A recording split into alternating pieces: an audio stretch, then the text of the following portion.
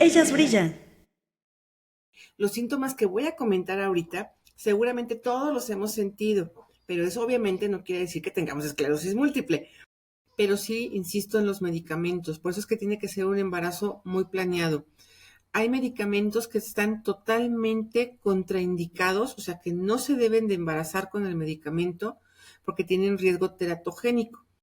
Y como bien dijiste, es una enfermedad más común de mujeres, también obviamente en hombres, en edad reproductiva, de los 20 a los 40 años.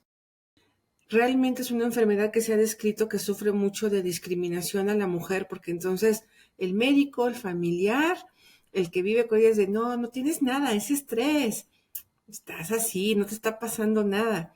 Entonces, lamentablemente son síntomas que se dejan pasar, incluso por ser mujer, simplemente ponen esa etiqueta de, y lamentablemente he escuchado comentarios de médicos que les han dicho a las pacientes de, te falta un novio. O sea, en verdad a ese grado llega el que tengan este tipo de enfermedades las mujeres. Es una enfermedad que también hay mucha discriminación. La evolución o la investigación en esclerosis múltiple ha sido realmente, creo que de las áreas de la neurología donde más investigación se hace y donde más medicamentos tenemos para ofrecerles justo un tratamiento individualizado. En México simplemente es una proporción baja, hasta un tercio, únicamente los pacientes que tienen acceso al tratamiento, porque son tratamientos caros. Ellas brillan. Un espacio para inspirarnos, aprender y crecer. Únete a la conversación con Carla García. Las opiniones expresadas en este espacio son de exclusiva responsabilidad de quien las emite y no representan necesariamente el pensamiento o la postura de Ellas Brillan Podcast. Hola, ¿cómo están? Bienvenidas a un episodio más de Ellas Brillan. Mi nombre es Carla García y como siempre es un placer estar con ustedes. El día de hoy, nuestra invitada especial y yo les hemos preparado un tema que nos parece sumamente relevante, sobre todo porque el 30 de mayo se celebra el Día Mundial de la Esclerosis Múltiple y mayo también festejamos el Día de las Madres. Entonces, queremos hablar un poco de todo lo que tiene que ver con el embarazo en pacientes con esclerosis múltiple, ¿no? Tratar de hablar un poquito de todas estas creencias que a veces tenemos alrededor del embarazo y la maternidad en pacientes con enfermedades neurológicas. Específicamente en este caso, pues nos vamos a enfocar mucho más en esclerosis múltiple. Y pues para ello le doy la más cordial bienvenida a nuestra invitada, la doctora Brenda Bertado Cortés. Ella es neuróloga, es neuroinmunóloga y además es la presidenta del Consejo de Administración de Aire Neurociencias. Bienvenida, doctora Brenda, ¿cómo estás? Hola, muchísimas gracias por la invitación, Carla. En verdad, para mí todo un gusto estar aquí contigo y tratar de hablar de las cosas, pues tal vez no nos va a dar tiempo de las más importantes, pero tratar de abarcar lo más que podamos de las enfermedades neurológicas y sí, como bien comentas, en esclerosis múltiple. Perfecto, pues hablemos de ello porque además, pues justamente tuve oportunidad de revisar algunos datos y este es un padecimiento que afecta principalmente a mujeres, ¿no? Suele suceder más en mujeres y en personas jóvenes de 20 a 40 años, que pues es justamente esta etapa reproductiva que tenemos las mujeres. Entonces, pues creo que el tema va muy ad hoc a esto y quisiera primero preguntarte un poco más acerca de qué es la esclerosis múltiple, cómo se define y cómo la identificamos. Claro, la esclerosis múltiple es una enfermedad y la podemos ir definiendo de acuerdo a varias características. De entrada te diré que es una enfermedad del sistema nervioso central. El sistema nervioso lo dividimos en tres grandes grupos, lo que es el sistema nervioso central, lo que es el sistema nervioso periférico y lo que es el sistema autónomo. La esclerosis múltiple, digamos que vive en el sistema nervioso central. ¿Qué es esto? Abarca lo que es el nervio óptico, abarca todo lo que es cerebro, encéfalo, cerebelo y todo lo que es médula espinal. Es una enfermedad que por su mecanismo o su fisiopatología la podemos definir como una enfermedad autoinmune y por eso es que es más frecuente en mujeres como gran parte de las enfermedades autoinmunes. Entonces ya llevamos dos características, sistema nervioso central, autoinmune, es una enfermedad crónica, es una enfermedad que a la fecha no se ha encontrado una cura, que tiene un tratamiento constante, continuo, pero realmente es una enfermedad crónica. Volviendo un poco también a la fisiopatología, es una enfermedad inflamatoria, es decir, que se echan a andar muchísimos mecanismos, los cuales nos van a llevar a la generación de diferentes sustancias y al acelere, vamos a llamarlo así, del sistema inmunológico, el cual en una persona con esclerosis múltiple se encuentra equivocado y va y daña a la mielina. Por eso es que recibe el nombre de enfermedad desmielinizante. Y entonces ya tenemos las tres características principales. Es una enfermedad del sistema nervioso central, es autoinmune, es crónica, es inflamatoria y aparte es desmielinizante. Realmente su definición nos ayuda mucho a entender desde la fisiopatología a incluso el comportamiento. La segunda parte, el cómo identificamos una esclerosis múltiple, esa es una muy buena pregunta.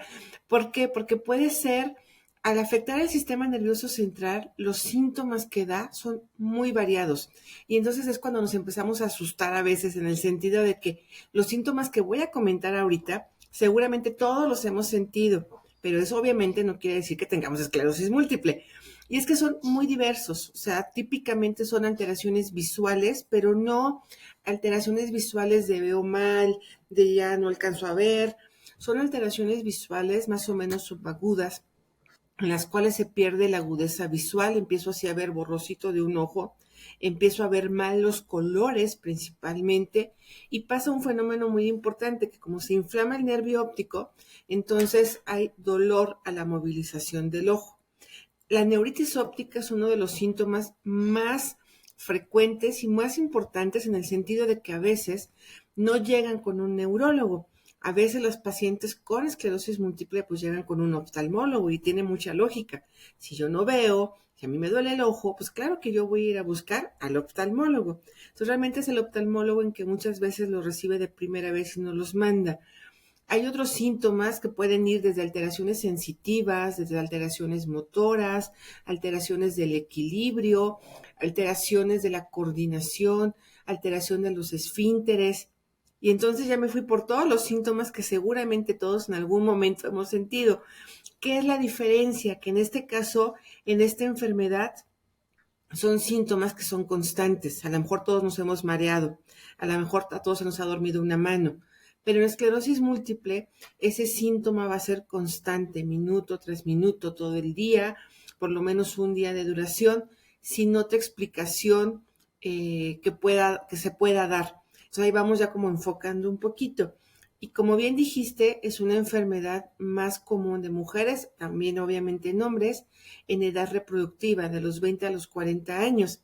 Entonces, obviamente, a lo mejor si tengo a alguien de 25 que no es diabético, que no es hipertenso y que llega porque se le durmió una mano todo un día, pues realmente de primera intención no hay una explicación.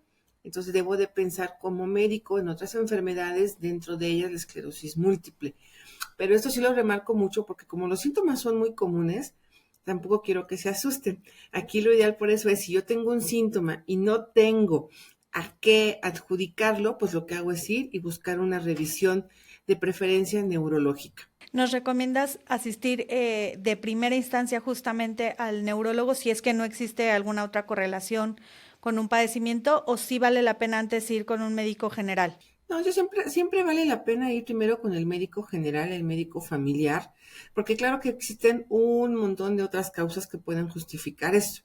Aquí la idea sería no automedicarnos, no autodiagnosticarnos, no googlear el siento esto y esto, porque entonces vamos a encontrar muchas veces otras enfermedades y ya será obviamente el médico el capacitado para decir si esto pertenece al neurólogo. Cuando son cosas muy evidentes, que a lo mejor de plano, no sé, un hombre de 30 años que de repente no puede mover un brazo, bueno, creo que ahí lo relacionamos más a la cabeza o lo relacionamos más a enfermedades neurológicas y creo que sí podríamos ir y buscar directamente un neurólogo. Pero realmente son enfermedades como todas las enfermedades de no me voy a autodiagnosticar, no me voy a autotratar y mejor acudo a un médico. Y al mismo tiempo también si voy con mi médico, porque lamentablemente esta es una enfermedad que, aunque como es más frecuente en mujeres, tristemente, Carla, tristemente, y México no es el único país, si tengo 18, 22 años y me mareo y se me duerme la mano, realmente es una enfermedad que se ha descrito que sufre mucho de discriminación a la mujer, porque entonces el médico, el familiar, el que vive con ella es de, no, no tienes nada, es estrés, estás así, no te está pasando nada. Entonces, lamentablemente son síntomas que se dejan pasar, incluso por ser mujer, simplemente ponen esa etiqueta de... Y lamentablemente he escuchado comentarios de médicos que les han dicho a las pacientes de, te falta un novio. O sea, en verdad a ese grado llega el que tengan este tipo de enfermedades las mujeres. Es una enfermedad que también hay mucha discriminación. Si tienen este síntoma, hombres y mujeres, y persiste, y como que vemos que no avanza, pues cambio de médico, pero yo tengo que tener una respuesta. A lo mejor obviamente no es esclerosis, pueden ser otras cosas, pero tener siempre una explicación, no autodiagnosticarse y no autotratarse. Muy bien. ¿Y cómo se diagnostica justamente? Sí, ahí el diagnóstico sí corresponde totalmente al neurólogo, de preferencia al neurólogo especialista en estas enfermedades, porque se requieren varios requisitos clínicos. Les comentaba que pueden ser varios síntomas porque justo es todo el sistema nervioso central el que puede estar afectado. Entonces, la misma naturaleza de la enfermedad tienen una condición que se llama brote y remisión. Voy a tratar de explicarlo, es decir, está el paciente en su estado basal, viene este proceso de inflamación o de daño a la mielina, porque de ahí es de donde vienen los síntomas, y si nuestro cerebro pues está hecho de mielina, realmente la médula espinal, viene este proceso de destrucción de la mielina y entonces viene un síntoma que dependerá de la zona en la cual se esté dando el proceso. Puede ser una, pueden ser dos, pueden ser tres, incluso no siempre tienen repercusión clínica. Viene este deterioro, lo que le llamamos brote, síntomas, y en sí misma la enfermedad se para y puedo tener una recuperación. Entonces, por eso es que también incluso muchas veces el diagnóstico llegan al psicólogo, es que me sentía mal, es que veía doble y se me quitó. Y entonces cuando uno, como que los médicos así de, o el familiar. Entonces, realmente tenemos que tener ese conocimiento de enfermedad y por eso el diagnóstico lo hace el neuro. Y el diagnóstico es clínico, es decir, nos sentamos y hacemos toda la historia completa, cuándo empezaron los síntomas, cómo se fue dando, obviamente una revisión neurológica exhaustiva y en ese momento decidimos si vamos a complementar nuestro diagnóstico con algún estudio de gabinete. En este caso, el estudio indicado es una resonancia magnética con medio de contraste, que es el gadolinio. Pedimos nuestro estudio. En algunas otras ocasiones, no en todas, el diagnóstico se complementa con otro estudio, como estudios de punción lumbar, sacamos líquido cefalorraquídeo, en un procedimiento que para el neurólogo, pues no es rutinario, pero sí es más frecuente. Se manda a estudiar también ese líquido. En algunas otras ocasiones tenemos que hacer estudios de extensión, porque justo hablaba de diferenciarlo de otras enfermedades. Entonces, en otras ocasiones pedimos una batería de estudios de laboratorio muy amplia. Entonces, realmente el diagnóstico, y en una esclerosis múltiple, vamos a llamarlo típica, pues es relativamente rápido, vas al neurólogo, llevas tus estudios y ya. Pero pues no todos los casos son iguales, no todos los pacientes son iguales, no todas las esclerosis múltiples se manifiestan de la misma forma e incluso hay ocasiones en las que tenemos que repetir imagen después de unos meses, repetir estudios. Realmente sí, lo recomendado es que sea un médico neurólogo y de preferencia especialista en enfermedades desmielinizantes. Ok. Y en cuanto al tratamiento, ya nos mencionabas que es una enfermedad que desafortunadamente no tiene cura y que además pues tiene como esta característica de que tiene brotes y hay momentos en que parece como cesar, ¿no? O parece tener esta recuperación. ¿Cuál es el tipo de tratamiento que se maneja? Realmente el tratamiento durante muchísimos años se consideró, o digamos que el foco estaba muy hecho a la forma o a los medicamentos, a la parte farmacológica, es lo que quiero decir. Pero realmente, para bien, últimamente se ha dado un enfoque más abierto, más holístico, vamos a decirlo, multidisciplinario. No solo es el medicamento. El tratamiento de la esclerosis múltiple se ha visto acelerado en los últimos años y en toda la historia de la medicina, decir últimos años, me refiero a unos 10 años a la fecha, 15 a lo mucho, en lo cual la evolución o la investigación en esclerosis múltiple ha sido realmente, creo que de las áreas de la neurología donde más investigación se hace y donde más medicamentos tenemos para ofrecerles justo un tratamiento individualizado. El tratamiento va a depender totalmente, el farmacológico, totalmente de las características del paciente, en este caso con esclerosis múltiple. Va a depender también mucho de las características de la propia enfermedad, como si fueran ahí dos entes diferentes, pero es que tiene su propia evolución, tiene sus propias características. Va a depender del punto de la vida donde se esté haciendo el diagnóstico. Va a depender también de, lamentablemente, y digo lamentablemente porque el tratamiento de la enfermedad no es un tratamiento que esté al alcance de todos. Hay estudios en los cuales, por ejemplo, en México simplemente es una proporción baja, hasta un tercio, únicamente los pacientes que tienen acceso al tratamiento, porque son tratamientos caros. Y por eso es que no debemos de centrarnos solo en el tratamiento farmacológico, no porque tenga el medicamento, el último, el más caro, voy a dejar de lado todo lo demás. El tratamiento farmacológico hay de muchos tipos, hay oral, hay inyectado, hay intravenoso, hay cambios también en la frecuencia de los tratamientos, hay tratamientos mensuales, hay tratamientos diarios, hay tratamientos anuales. Realmente ese abanico de tratamientos es muy, muy grande y hay que hacerlo totalmente individualizado.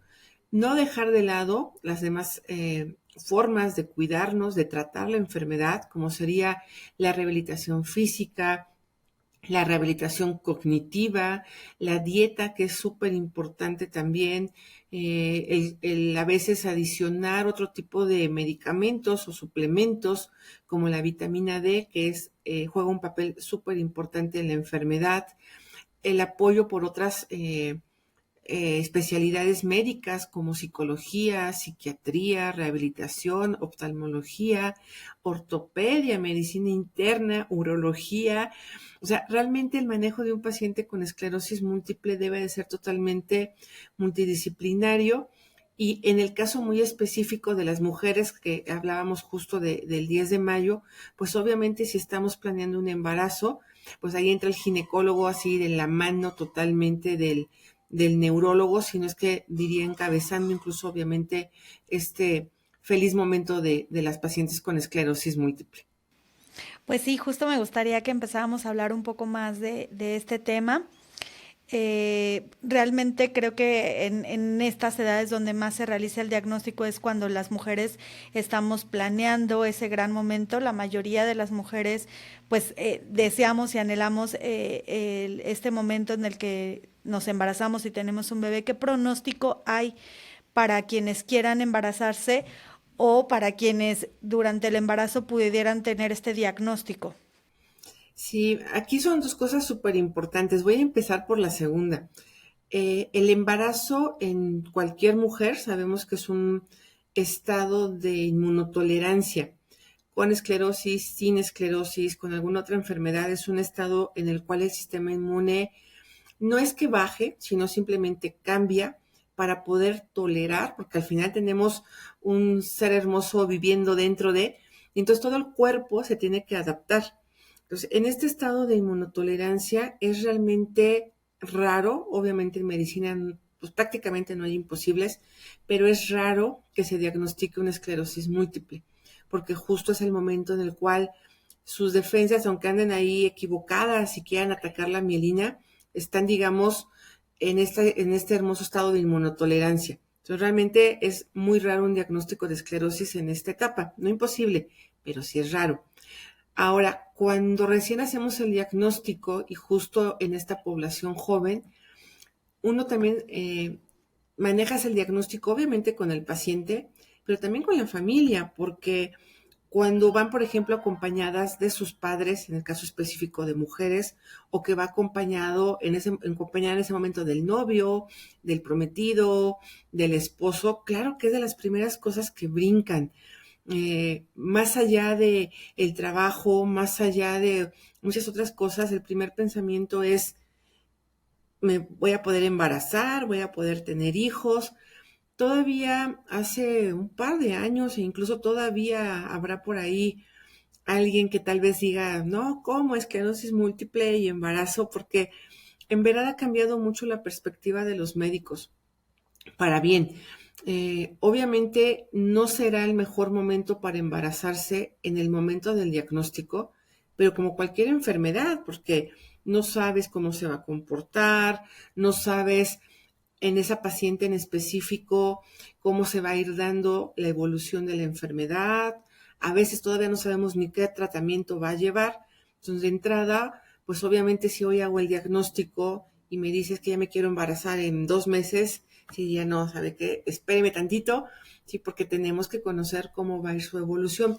Pero de entrada siempre el mensaje es, la esclerosis múltiple no está peleada con el embarazo, no es una enfermedad que empeore con el embarazo, es más, como comentaba, muchas veces se encuentra un poquito, digamos, más tranquilo, por ponerle un adjetivo, durante el embarazo, pero de entrada se llevan ese mensaje, no está prohibido. Que sí hay que esperar, claro, que sí hay que planificar, claro, como todos los embarazos deberían de ser, pero no es que sea una condición al 100 prohibida. Vuelvo a insistir, es una enfermedad que es súper independiente. Te puedo decir que tengo muchas mujeres y ninguna es igual a la otra, ninguna empezó igual a la otra. O sea, realmente aquí vamos a decirle que el secreto del asunto es individualizar el tratamiento de cada mujer. Obviamente, sí establecer que se puede, va a depender de cómo evolucione. La recomendación es siempre esperar por lo menos 2 años, porque los 2 primeros años de diagnóstico es cuando podemos darnos más idea de cómo va a ir cambiando la enfermedad. A lo mejor si ya lleva unos 5 años de diagnóstico, pues ya puedo tener más idea de qué es lo que va a pasar. Entonces las dividiría a las mujeres que son de recién diagnóstico y a las que a lo mejor ya llevan más tiempo, porque aquí pasa otro fenómeno, Carla. Aquí pasa también que a lo mejor si el diagnóstico fue a los 20 años, por más que les digamos que hay forma, por más que les digamos que no es una enfermedad hereditaria en el sentido estricto, por más que digamos, te va a ir bien porque tienes buenos factores pronósticos, muchas veces se esperan, pues obviamente ante la incertidumbre, y a lo mejor esperamos 5 años, ya tengo 25, a lo mejor espero 10 años, a lo mejor ya tengo 30, o a lo mejor simplemente nos ha llegado el momento, y entonces tenemos mujeres de diferentes edades, con diferentes factores, con diferente historia, que hay que tomar en cuenta para los tratamientos, porque la enfermedad no está peleada, pero los tratamientos, eso ya es otro asunto. O sea, realmente sabemos que el embarazo, ningún medicamento está autorizado, ninguno, en ninguna área. En esclerosis no es la excepción. Entonces realmente hay que considerar una serie así como de burbujitas por todos lados alrededor de la mujer para poder asesorarlas en ese paso y para poder llevarlas de la mejor forma posible. Aquí me surge la duda, cuando están en tratamiento, o sea, deberíamos esperar a que esté como en un periodo de no brote y donde no haya medicamento o el tratamiento médico se lleva siempre aún con el embarazo. Esa es muy buena. Lo que pasa es que más que esperar a que no haya brote y me quedé en esta parte de que el embarazo es un buen estado, digámoslo así. Pero una vez que pasa el embarazo, pues este estado de inmunotolerancia, pues obviamente súbitamente se cae. O sea, el niño nace y ayer yo tenía un bebecito hermoso dentro y ya hoy ya no tengo nada en minutos. O sea, el cuerpo obviamente tiene una cantidad de mecanismos para compensar, pero dentro de esos mecanismos esa inmunotolerancia se nos va. Y entonces esa protección que teníamos durante el embarazo puede hacer que cuando nace el bebé es más susceptible a brotes. Ese es realmente el problema de por qué durante mucho tiempo no se recomendaba, vamos a decirlo así, el embarazo. Pero ahora, ok, ya sabemos que este es el comportamiento, sabemos que hay mujeres con esclerosis que cuando nazca el bebé, pues muy posiblemente no va a haber gran cambio porque venían bien controladas, porque la actividad de la enfermedad a lo mejor no era tanta, pero también sabemos que hay mujeres en las cuales van a ser su bebé y sin problema porque no influye ni si nace por cesárea, ni si nace por parto, ni la anestesia, nada. Pero cuando nace el bebé, ahí sí nosotros como neuros es donde tenemos que brincar y decir, a ver, te tengo que cuidar porque puedes tener un brote. Entonces, ¿qué puede pasar ahí? Depende otra vez de cada mujer, de cada circunstancia. Durante el embarazo no hay tratamiento, pero una vez que pasa, o regreso al tratamiento rápido o hay otras formas de llevarla de tal suerte que no nos vaya a hacer un brote. ¿Por qué? Porque por cada brote justamente estaba señalando que hay pérdida de mielina y esa pérdida de la mielina no regresa. Entonces, por eso es que es una enfermedad que si no se controla a tiempo puede ser altamente discapacitante. Y entonces si yo tengo un brote en el puerperio, ya que nació el bebé, pues me puede dejar una secuela importante y obviamente a lo mejor ya tuve mi bebé, qué felicidad, pero en ese momento no queremos nosotros que tenga otra situación, o sea, que no vaya a caer en un brote realmente. Me surgen dos dudas más, Brenda. Una, por un lado, es el tema de lactancia. Si tiene que regresar inmediatamente el medicamento, me imagino que no puede haber lactancia materna. Sí, la verdad es que el tema de la lactancia, somos totalmente pro lactancia y más los que nos dedicamos a ver cosas de inmunología por todos los beneficios que tiene la leche materna y la lactancia en los bebés. O sea, aquí somos totalmente pro lactancia, pero obviamente no podemos descuidar a nuestra paciente en ese momento, que es nuestra paciente con esclerosis, porque también cuidamos que justo este bebé tenga una mamá funcional.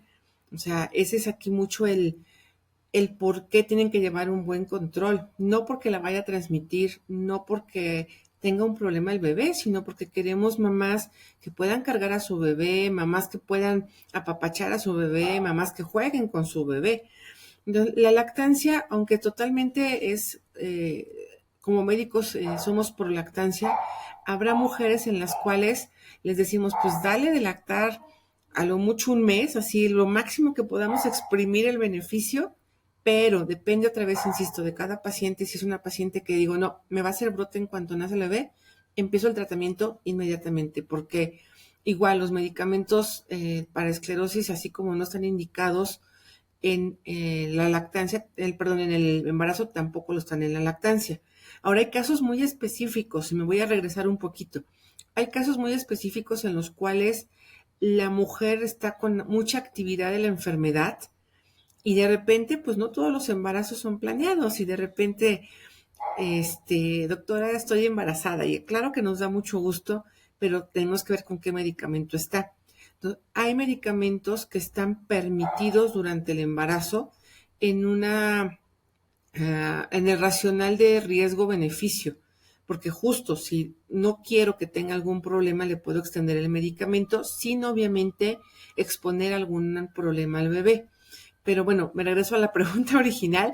La lactancia, lo más que se pueda, pero si no se puede, ni modo, medicamento y que la mamá pues, retome su tratamiento lo más pronto posible. Sí, perfecto. Y luego ya hiciste hincapié en que no es hereditaria, acabas de mencionar no se transmite, pero ¿hay alguna otra implicación para el feto? No porque se vaya a heredar el padecimiento, pero en su desarrollo en general. No, la verdad es que no, por la enfermedad en lo absoluto, pero sí insisto en los medicamentos. Por eso es que tiene que ser un embarazo muy planeado. Hay medicamentos que están totalmente contraindicados, o sea que no se deben de embarazar con el medicamento porque tienen riesgo teratogénico. Entonces, por eso es que tratamos de ver con qué medicamento estás y decía al inicio, si tengo una mujer de recién diagnóstico, parte de la consulta, de repente hasta nos ven raro de, pues esto es neuro, porque me está preguntando esas cosas, pero sí preguntamos deseos de embarazo, deseos de tener otro hijo, si es que ya tienen. O sea, sí tenemos que meternos un poco en esa parte porque hay medicamentos que es más arriesgado darlos si tiene a la mejor intención de embarazo o incluso sin intención. Recordemos que estamos hablando de mujeres jóvenes que a lo mejor no es como tal la intención, pero bueno, estamos en edad reproductiva y tenemos entonces que cuidar cualquier situación que se pueda salir también de nuestras manos. Entonces, no es como indicado que vaya con el ginecólogo como tal, pero sí preguntamos durante todo el tratamiento, depende de la edad de la mujer, ¿tienes método anticonceptivo? ¿Cuál es tu método? Y es precisamente para que el embarazo sea lo más planeado posible. Ok. Y respecto a la comorbilidad, ¿hay alguna contraindicación donde sí de plano lo más recomendable sea no tener un embarazo porque haya algún otro padecimiento que vaya en conjunto con la esclerosis múltiple? Aquí lo podría yo dividir en dos, o sea, la misma esclerosis nunca va a ser una contraindicación, pero sí, si a lo mejor desgraciadamente es un diagnóstico tardío, si a lo mejor tiene mucha discapacidad, en este caso nuestra paciente, nosotros tenemos que darle información como médicos de qué es lo que puede pasar, guiar lo más que podamos a nuestra paciente, pero realmente no la decisión al final, claro que siempre va a ser de la mujer. La decisión médica, cuando hay comorbilidades, pues tampoco es como que le digamos, no, no te puedes embarazar. Damos recomendaciones. La esclerosis múltiple se relaciona mucho a otras enfermedades, como enfermedad de tiroides, por ejemplo, como a algunos fallos a lo mejor de movilidad, que aquí más que nada es como el consejo, ¿no? Le decir, mira, tienes este problema, te vas a encontrar estas dificultades, pero realmente incluso el manejo ginecológico y obviamente obstétrico, eso es totalmente campo del obstetra. O sea, a lo mejor tiene problemas para embarazos, si ya nos tardamos a lo mejor en decidirlo, a lo mejor alguna circunstancia obstétrica propia de la mujer y que no tiene nada que ver con la esclerosis. Entonces realmente es apoyar el seguimiento, pero sí dar todas las herramientas para que en este caso la mujer tome pues, la decisión más adecuada. Y pues casi para ir cerrando el pronóstico que tiene un paciente en general, no solamente a alguien que desea embarazarse, el pronóstico de la enfermedad. Pues el pronóstico yo diría, y no es que sea muy optimista, sino que realmente ha cambiado mucho. Antes decías, tienes esclerosis múltiple y comentarios muy agresivos, incluso de compra una silla de ruedas, de ya se acabó tu vida. Hoy en día, en verdad, la investigación ha ido dando frutos en cuanto a medicamentos. Creo que además hemos como ampliado el panorama como médicos de que no todo es el medicamento, que en verdad hay que invertirle a una rehabilitación física, a una rehabilitación cognitiva, a la nutrición. Y más que pronóstico, yo hablaría de cada vez hay casos en los cuales les va mejor. ¿Por qué? Porque tienen más apego a los tratamientos, porque estamos más conscientes de las cosas que les hacen daño. Aquí no había comentado, por ejemplo, el tabaquismo. El tabaquismo es de las circunstancias que más empeora la esclerosis múltiple. Entonces también como insistir mucho en este manejo. Y yo diría que el pronóstico ha cambiado a lo largo de los años. Ya no es en la mayoría de los casos una enfermedad tan catastrófica, pero digo en la mayoría, no le estoy quitando importancia en el sentido de que es una enfermedad que puede causar una alta discapacidad, pero creo que ya la mente ha ido cambiando. Lamentablemente no todo depende tampoco del enfoque. Hay pacientes que incluso nos dicen, me pongo mi medicamento, no fumo, hago ejercicio, como bien y tengo una esclerosis horrible.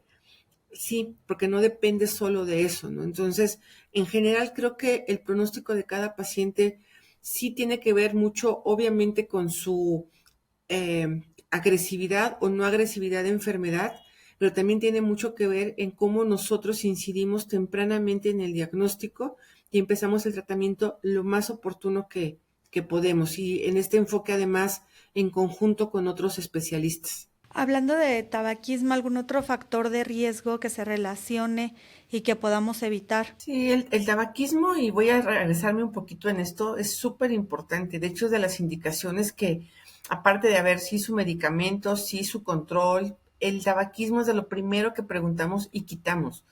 Yo les pongo el ejemplo a los pacientes de que a lo mejor en este momento no notan pues el daño realmente que les hace. El tabaquismo en esclerosis múltiple se va dando a lo largo del tiempo. Hay muchos estudios en los cuales se documenta que las personas que fuman, a la larga el pronóstico funcional no va a ser bueno. Y pueden tener el mejor medicamento del mundo, el más avanzado, el que para más la enfermedad, pero si no dejamos el cigarro, realmente a la larga esto no va a funcionar. La dieta también es muy importante.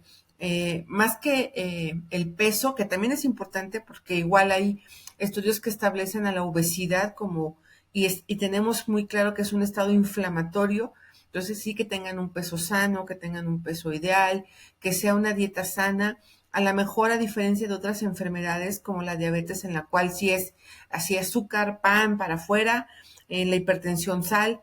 Aquí a lo mejor no hay como tal un elemento como grupo, como malo de quitar, pero la insistencia es que tengamos una dieta sana, una dieta totalmente lo más natural posible, lo más sana. También se ha relacionado a la enfermedad con bajo nivel de vitamina D, D de dedo, y la vitamina D se ha establecido que es un neuroinmodulador. Entonces ahí también usamos suplementos de vitamina D, o bien que la consuman en pescado preferentemente, en leche, en huevo, o sea, en alimentos que tengan este contenido alto para que podamos también suplir la necesidad, y más allá de la necesidad, pues un poquito más de suplemento de vitamina D. Ejercicio, igual el ejercicio es básico para mantenernos bien. Recurrimos a muchos ejemplos porque se me hace que es más fácil, y igual les decimos, si es un terremoto y hay una casa chiquita, pues a lo mejor no bien construida, y al lado tengo una casa fuerte, con buenos cimientos, va a llegar el temblor y obviamente a la casa que me va a afectar va a ser esta. Esta a lo mejor se cuartea, pero ahí va a estar.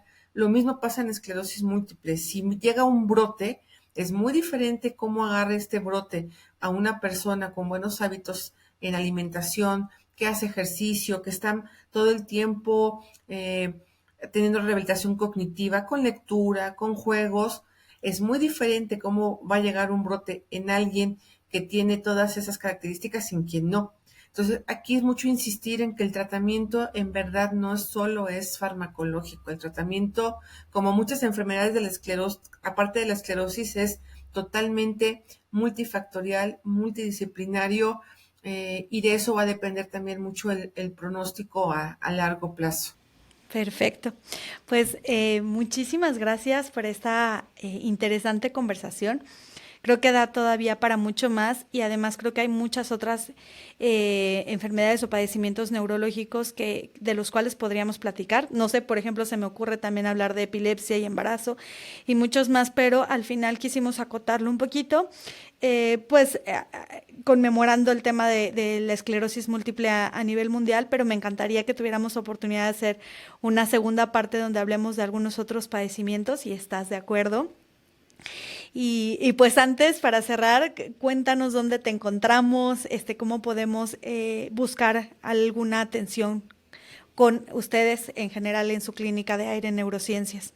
Muchísimas gracias, Carlita, de nuevo por la invitación. Realmente las enfermedades neurológicas en el embarazo son temas muy interesantes, porque cómo cambia la vida de las mujeres, ¿no?